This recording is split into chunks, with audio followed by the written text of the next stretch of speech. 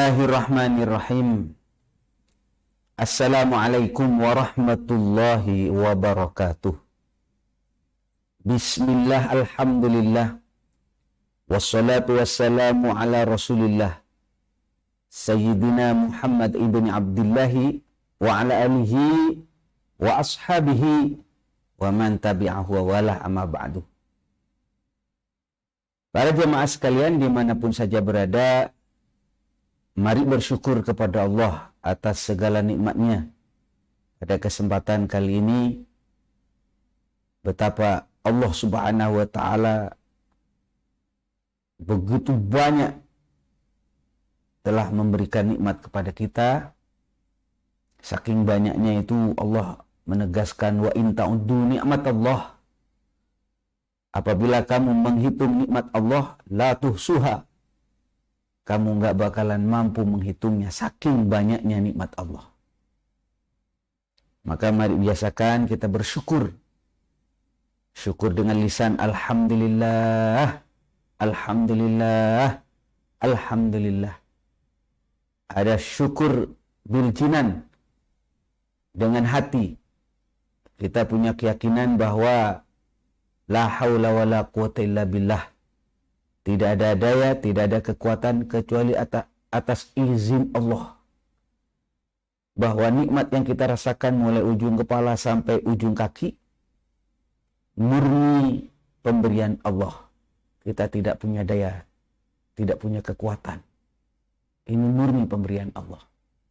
Itu harus dimantapkan ke dalam hati. Ada syukur juga bil jawarih. Syukur dengan anggota badan. Yang ini mari kita gunakan anggota badan kita mulai ujung kepala sampai ujung kaki untuk menjalankan perintah Allah, menjauhi larangan Allah. Niat kita beribadah. Insyaallah para jemaah sekalian, la in syakartum la azidannakum. Kalau kamu mensyukuri nikmat Allah, la azidannakum, maka kamu akan aku tambah nikmatmu. Aku akan tambah berkah nikmatmu. Ketika kita melaksanakan sholat yang dimulai dengan takbir Allahu Akbar dan ditutup dengan salam Assalamualaikum warahmatullahi wabarakatuh, Assalamualaikum warahmatullahi wabarakatuh, maka sejatinya kita telah melaksanakan 3 syukur, yakni syukur dengan hati, syukur dengan anggota badan, dan syukur dengan lisan. Para jemaah sekalian, melanjutkan pengajian rutin kita. Saya kutip di dalam kitab Nasaihul Ibad menjelaskan betapa pentingnya kita itu menjaga dari perbuatan sombong, sifat takabur, ya. Merasa dirinya suci, merasa dirinya bersih, merasa dirinya besar, merasa dirinya hebat, orang lain lemah, orang lain kotor. Jangan begitu. Takabur, ya, sombong.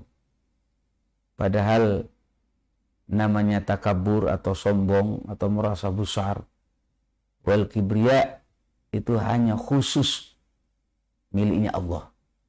Kalau Allah mengatakan saya adalah maha besar, benar. Tidak ada selain Allah itu yang lebih besar. Makanya ketika Allah mengatakan maha segalanya, benar itu. Jadi wal kibriya'u, sifat kibir itu maksusatun li rabbina. Hanya khusus miliknya Allah. Sebabnya memang sesuai dengan kenyataan. Kalau kita ngaku paling hebat, paling alim, paling bersih, paling suci, palinglah mengatakan ana khairu minhu, aku lebih baik daripada dia. Bohong dia, bohong. Karena pasti wa fawqa dzi ilmin alim. Kalau ngaku alim, ada yang lebih alim. Kalau dia mengaku bersih, ada yang lebih bersih. Ya artinya ada kebohongan. Makanya kalau orang berbuat sombong, itu susah untuk dimaafkan dosanya, ya. Sebagai sebuah pemantapan, maka saya bacakan di dalam kitab ini, yakni kitab Nasaihul Ibad. Bismillahirrahmanirrahim. Wal maqalatut tasi'ah. Maqalah yang nomor 9. An Sufyan ats-Tsauri, dari Sufyan ats-Tsauri radhiyallahu anhu, semoga Allah Subhanahu wa taala meridhai beliau. Wa huwa Syekhul Imam Malik. Sufyan ats-Tsauri ini guru daripada Imam Malik, salah satu madhab yang 4 yang kita ikuti. Imam Sufyan ats-Tsauri menyampaikan, kullu ma'siyatin, setiap maksiat, nasyiatin, yang muncul, yang timbul, an syahwatin, oleh sebab syahwat. Syahwat itu apa? Didorong oleh nafsu, didorong oleh keinginan. Yani istiyaqun nafsi ila syai'in. Pingin kaya, pingin tahta, pingin harta, ya, pingin wanita, itu keinginan yang didorong oleh nafsu kita. Fa innahu yurja ghufranuha. Maksiat macam begini ini, kategori semacam ini masih bisa diharapkan diampuninya dosa. Tapi wa kullu ma'siyatin nasya'at an kibrin, setiap maksiat yang keluar dari kesombongan, ya, kesombongan itu apa? Aida wal fadli, menganggap, melihat dirinya, merasa dirinya punya kelebihan, ilmu, harta, kegagahan, ketampanan, kemuliaan, kepangkatan, merasa dirinya bersih, merasa dirinya hebat, merasa dirinya di atas semua orang, ada kesombongan. Ana khairu minhu, aku lebih baik daripada dia, ada kesombongan. Jadi setiap maksiat yang munculnya dari kesombongan, fa innahu la yurja ghufranuha, maka sesungguhnya tidak ada harapan untuk diampuni dosanya oleh Allah. Contohnya siapa? Mari kita perhatikan, contohnya adalah Nabi Adam alaihissalam. Nabi Adam mempunyai kesalahan, dalam tanda kutip ya. Sehingga kalau saya mengatakan kesalahan ini harus dipahami sebagai hasanatul abror, sayyatul muqarrabin. Jadi kebaikannya orang yang abror itu adalah sayyatul muqarrabin. Kejelekan bagi orang yang punya makom al-qurb, dekat kepada Allah. Katakanlah, kalau saya mempunyai baju putih ya, baju saya putih begini nih, ini posisinya dilambangkan sebagai muqarrabin. Artinya kalau dia kelihatan satu noda saja, sedikit, itu kelihatan. Tapi sebaliknya kalau kita pakai baju batik, kemudian ada noda, ya sama-sama noda, tapi tidak kelihatan, bahkan dianggap itu adalah bagian daripada lukisan. Makanya bagi sekelas Nabiullah Adam alaihissalam, walaupun apa yang dilakukan itu atas godaan sumpah daripada iblis, itu disebut wa'asa rabbahu.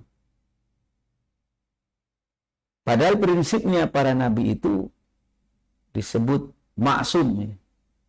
Tapi mengapa disebut wa'asa rabbahu?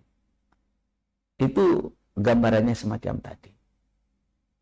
Tetap maksum, terjaga dari dosa.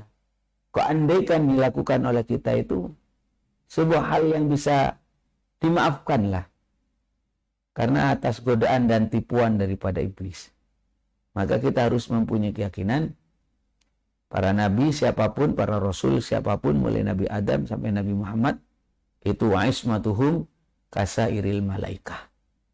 Para nabi ini ismah, terjaga dari dosa sebagaimana para malaikat. Jadi Nabi Adam alaihissalam itu pernah mempunyai kesalahan. Kemudian kesalahan tersebut dimaafkan oleh Allah. Karena apa? Karena berangkatnya itu an syahwatin. Karena berangkat daripada keinginan. Keinginan nafsu. Pada saat itu tergoda dengan iblis yang bersumpah atas nama Allah. Waktu itu sebenarnya Nabi Adam itu merasa aneh ya. Kalau saya nggak percaya kepada iblis ini gimana? Dia itu sumpah pakai Allah, pakai nama Allah. Kok ada orang yang bersumpah semacam ini? Gitu kan? Kok ada orang bermain-main dengan agama, menggunakan simbol agama untuk nipu, menggunakan Quran untuk nipu, menggunakan nama Allah untuk nipu. Jadi nggak kebayang ada orang yang sejelek itu. Tapi faktanya ada. Yang iblis menggoda Nabi Adam alaihissalam. Tetapi Nabi Adam dimaafkan oleh Allah. Dosanya, kesalahannya, kalau saya menganggap kalimat itu harus ditanda kutip ya. Karena nanti saya takut salah menisbatkan dosa atau salah maksiat kepada seorang nabi. Padahal kita sudah punya keyakinan ismah. Terjaga dari dosa itu para nabi, para rasul. Tapi ketergelinciran itu ya, masih dimaafkan oleh Allah. Karena apa? Karena berangkatnya dari istiaqun nafsi. Dorongan nafsu. Tapi sebaliknya iblis. Ini iblis. Iblis tidak diampuni sama Allah. Dia punya kesalahan juga. Kenapa tidak diampuni? Karena berangkatnya adalah kesombongan. Maka iblis hidupnya dalam kehinaan. Tidak dimaafkan oleh Allah. Fa'innahu la yurja ghufran. Karena memang berangkatnya dari kesombongan. Kalau orang sombong ini beratlah. Kenapa? Kalau orang sombong berat. Karena kalau sudah mengatakan ana khairu minhu, akan timbul berbagai macam sifat-sifat yang lain. Bohong ya, munculnya dari kesombongan juga. Jadi merasa dirinya bersih, merasa dirinya banyak kebaikan, orang lain kotor. Itu kan perasaan yang ditimbulkan dari sombong, kemudian muncullah kebohongan. Kenapa disebut bohong? Ya karena kalau ngaku baik, ya nggak mungkinlah dia kebaikannya itu sebenarnya. Karena ada orang yang lebih baik. Dan kalaulah dia berbuat baik, belum tentu definisi baik itu diterima sama Allah. Karena baik itu sesuatu yang diterima oleh Allah. Nah, kalau Allah nggak mau, apa kamu itu? Enggak. Nah, kalau Allah mengatakan begitu, kita mengatakan ini kebaikan. Kalau Allah mengatakan, enggak. Kamu itu ria, kamu itu cuma pamer. Nah ini para jemaah sekalian. Makanya jangan kita sombong. Ya. Jangan sampai kita merasa dirinya suci, merasa dirinya lebih daripada orang lain. Ana khairu minhu, aku lebih baik daripada dia. Jangan. Kalau ini yang dilakukan, maka biasanya hidupnya akan nyungsep di dunia maupun di akhirat. Inilah para jemaah sekalian yang bisa saya sampaikan pada kesempatan kali ini. Sekali lagi saya simpulkan bahwa setiap maksiat yang muncul dari keinginan nafsu, maka masih bisa diharapkan pengampunannya dari Allah. Tapi setiap maksiat yang munculnya dari kesombongan, merasa dirinya lebih hebat, lebih baik, maka tidak ada harapan untuk diampuni dosanya oleh Allah. Karena orang ini sudah merasa dirinya bersih, merasa dirinya baik. Kalau sudah begitu ya tidak ada untuk baca istighfar, mengaku salah, karena dirinya merasa baik, merasa suci. Nah, ini para jemaah sekalian. Sehingga apa? Dia nggak bakalan baca istighfar. Makanya kemudian tidak ada harapan untuk diampuni oleh Allah. Maka hilangkan sombong ini. Hilangkan keangkuhan kita. Keakuan kita. Dengan sifat apa Pak Kiai? Dengan sifat tawadhu. Rendah hati. Walaupun kita hebat, walaupun performa kita luar biasa, tapi tetap memandang orang lain itu lebih mulia dari saya. Bapak yang lebih mulia, adik yang lebih mulia, kakak yang lebih mulia. Carilah kemuliaan mereka. Cari. Kalau tua ya mungkin karena tuanya. Karena muda mungkin karena mudanya. Kalau muda kan dosanya sedikit. Kalau bodoh misalnya, dia itu kalau melakukan maksiat ya karena kebodohannya. Kalau alim, dia lebih baik kenapa? Karena ilmunya. Jadi dalam situasi apapun kita mencari definisi bagaimana sekiranya kita bisa mampu menghormat orang lain. Kita menghargai orang lain. Carilah kehebatan dari orang lain dan pasti ada. Nah, sifat-sifat ini para jemaah sekalian penting sehingga membuat kita ini hidup nyaman bagi kita dan orang lain. Kalau orang sombong siapapun nggak bakalan senang. Nggak ada orang senang melihat orang lain itu sombong. Atau sebaliknya lah, saya melihat kepada Bapak. Atau sebaliknya, Bapak melihat kepada saya. Saya ada kalimat, ada sikap, ada gaya, gerak tubuh yang terbaca sombong. Merasa dirinya bersih, suci. Dan itu biasanya dilambangkan oleh kata-kata, sikap, gerakan, pakaian, bisa. Ya. Hal semacam itu tidak ada satupun di antara kita yang senang. Siapapun dia.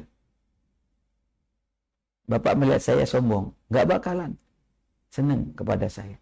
Sebaliknya saya melihat kepada orang lain sombong, enak. Ya. Makanya kita kalau sudah tahu begini ya, jangan sombong, tapi tawadhu, rendah hati. Walaupun kita performa hebat, ahli ibadah, prestasi tinggi, tapi tetap wakun indan nafsi syarronas, jadilah menurut dirimu orang yang paling hina, orang yang paling banyak dosa. Maka insya Allah kalau sudah ini yang kita lakukan, kita akan melakukan perbaikan-perbaikan terhadap diri kita karena kita merasa kurang, merasa tidak sempurna. Dan kita akan menghormat kepada orang lain. Maka kalau sudah menghormat semacam itu, ya imbasnya orang lain tentu akan menghormat kepada kita. Walaupun itu bukan menjadi tujuan. Tujuan kita tawadhu, rendah hati, karena ini diperintah oleh Allah Subhanahu wa taala. Kalau sudah perintah dari Allah, maka insya Allah akan membawa maslahat. Ya, ini para jemaah sekalian, membawa kebaikan kepada kita. Terima kasih, mohon maaf atas segala perhatiannya. Hadanallahu wa iyyakum ajmain, wallahul muwaffiq ila aqwamit thoriq. Wassalamualaikum warahmatullahi wabarakatuh.